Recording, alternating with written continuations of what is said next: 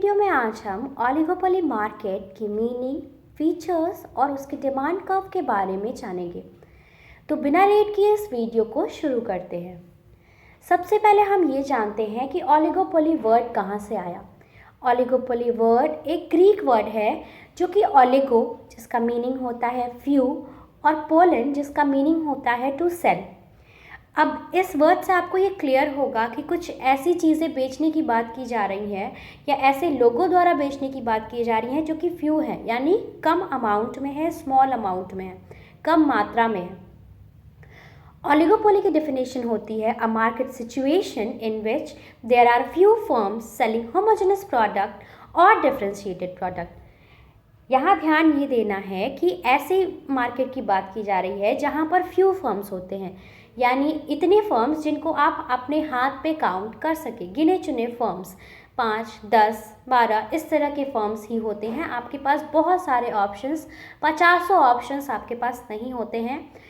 अब वो फर्म्स जो होते हैं वो या तो होमोजेनस प्रोडक्ट यानी एक जैसे प्रोडक्ट बेच रहे होते हैं या फिर डिफरेंशिएटेड प्रोडक्ट्स, यानी उनकी फंक्शंस उस प्रोडक्ट का फंक्शन एक होता है बट वो जो प्रोडक्ट होते हैं वो क्लोजली रिलेटेड होते हैं, बट उनकी जो पैकेजिंग होती है, उनका जो शेप, कलर या फिर उनकी जो एक्सपायरी डेट, वारंटी पीरियड जो होती है वो डिफरेंट होती है, वो अलग अलग होती है। ओलिगोपोली मार्केट को कंपटीशन अमंग फ्यू भी कहते हैं। ऐसा इसलिए क्योंकि फ्यू फर्म्स होते हैं, गिने चुने फर्म्स होते हैं, जिस वजह से इसको कंपटीशन अमंग फ्यू कहते हैं। जैसे इंडिया में इसका एग्जाम्पल हो जाएगा cement industry, aircraft market, steel industry, automobiles industry. इन सारे इंडस्ट्रीज में अगर आप देखें तो बहुत ही गिने चुने कंपनीज़ हैं जो कि इन प्रोडक्ट्स को बनाते हैं, जिस वजह से ये सारे प्रोडक्ट्स ओलिगोपोली मार्केट के अंडर एग्जिस्ट करते हैं। अब हम इसके कुछ फीचर्स को देखते हैं। जो पहला फीचर है वो है फ्यू फर्म्स। ओलिगोपोली में फ्यू फर्म्स होती हैं, यानी बहुत ही कम या फिर गिने चुने फर्म्स होते हैं। इंटरडिपेंडेंस, जो फर्म्स होती है, जो गिनी चुनी फर्म्स होती है वो आपस में इंटरडिपेंडेंट होती है, यानी अगर एक फर्म पे कुछ हुआ, एक फर्म ने प्राइस कम की या ज़्यादा की तो इसका असर दूसरे फर्म पे भी पड़ता है। ठीक है। Next thing is barriers to entry and exit. जो ओलिगोपोली मार्केट होता है उसमें एंट्री यानी न्यू फर्म्स की एंट्री और पुराने फर्म्स की एग्जिट पे बैरियर्स होता है।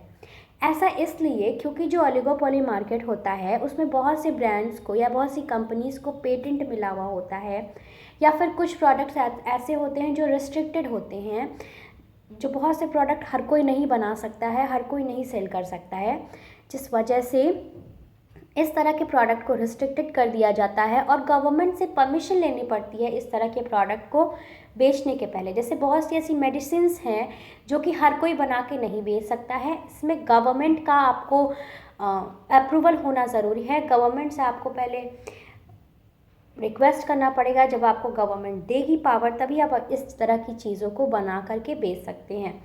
ठीक है। Next is selling cost. इसमें सेलिंग कॉस्ट का इन्वॉल्वमेंट होता है क्योंकि अलग अलग फर्म्स हैं।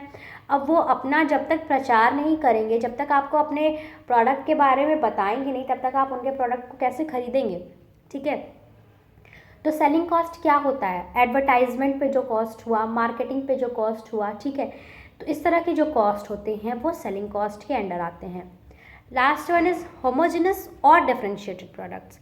ओलिगोपोली मार्केट में जो फर्म्स होती हैं वो या तो होमोजेनस प्रोडक्ट्स मींस एक जैसे प्रोडक्ट्स को बेच सकती हैं, सिंपल एकदम सेम, या फिर डिफरेंशिएटेड प्रोडक्ट्स, अलग अलग प्रोडक्ट्स हो सकते हैं पर वो at the end closely related होते हैं। जैसे अगर हमको कार लेना है, ठीक है, तो हम जब कार लेने जाएंगे तो हमारे पास डिफरेंट ब्रांड्स हैं, पर कार तो एक ही है ना, फंक्शन वही है, फंक्शन उसकी वही है कि आप उस पर बैठ के घूम सकते हैं, एक जगह से दूसरी जगह जा सकते हैं। बट हर ब्रांड की अपनी कलर्स ऑप्शंस रहेंगे, अपनी शेप रहेगी, अपनी साइज़ रहेगी, अपनी फिनिशिंग रहेगी, अपने फीचर्स रहेंगे।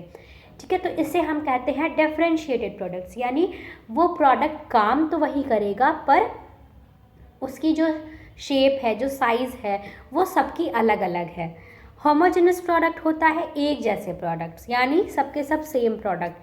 जैसे अगर हम सीमेंट की बात कर ले तो सारे प्रोडक्ट्स के सारे ब्रांड्स के जो सीमेंट होते होंगे वो एक जैसे ही होते होंगे, ठीक है। उनका जो काम है वो भी एक जैसा है। जो सीमेंट वो बेच रहे हैं, जितने वो कॉम्बिनेशंस को मिला के या जिस जिस केमिकल कंपाउंड से वो सीमेंट बना रहे हैं, वो सब कंपनी अगर एक ही केमिकल्स को यूज़ करके बना रही होगी तो फिर ये होमोजेनस प्रोडक्ट के अंडर आ जाता है।